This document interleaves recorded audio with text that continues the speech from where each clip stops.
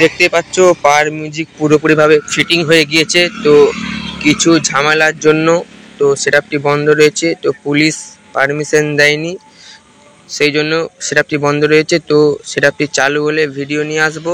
তো চ্যানেলের সঙ্গে থাকো। ডিজি থেকে মেশিন সেটআপ ভিডিওটি প্রথম থেকে শেষ পর্যন্ত দেখতে থাকো। তো ভিডিওটি ভালো লাগলে চ্যানেলটি সাবস্ক্রাইব করে চ্যানেলের পাশে থাকো।